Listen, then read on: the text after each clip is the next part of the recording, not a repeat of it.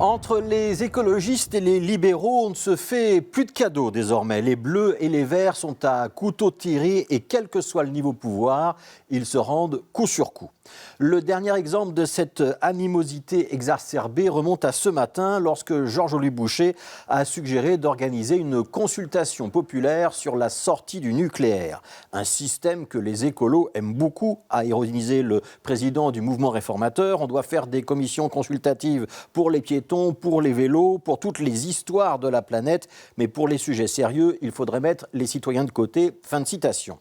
La charge était double. Sur le nucléaire, où on sait que les libéraux et les écologistes ont des visions diamétralement opposées, mais aussi donc sur la démocratie participative, méthode de gouvernance revendiquée par écolo et que Georges-Louis Boucher mettait au défi d'appliquer sur ce dossier.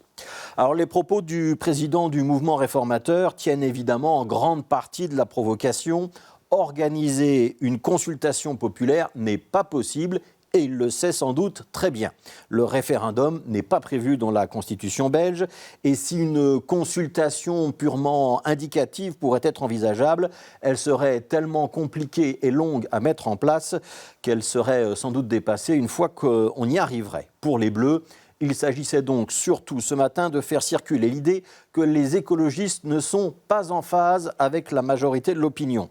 Avec un bémol quand même, une décision politique de ce niveau-là, ça ne se résume pas à un débat manichéen tout noir ou tout blanc. La question des déchets nucléaires, par exemple, n'est pas réglée. Et Georges-Louis Boucher oublie un petit peu facilement que s'il y a un sentiment d'urgence aujourd'hui, son parti est quand même au pouvoir au fédéral depuis 22 ans et qu'il a eu en main le portefeuille de l'énergie pendant plus de 6 ans. Alors si on prend un petit peu de recul, et si vous êtes attentif, vous constaterez sûrement que les libéraux tapent désormais systématiquement très fort sur les écologistes, au niveau bruxellois, au niveau wallon, au niveau fédéral, sur le nucléaire, sur la mobilité, sur le vivre ensemble, les deux partis ne s'épargnent plus.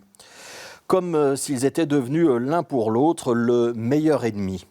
Pourtant, on se rappellera qu'en août 2020, 4 partis libéraux et écologistes du Nord et du Sud avaient signé un retentissant communiqué commun où ils refusaient, disait-il, la surenchère institutionnelle, un communiqué à 4 qui avait fait énormément de bruit à l'époque et qui avait eu pour conséquence d'éjecter la NVA vers les bancs de l'opposition. On est 1 an et demi plus tard et on est très très loin de cette union sacrée de l'époque. On peut méditer cette leçon en politique.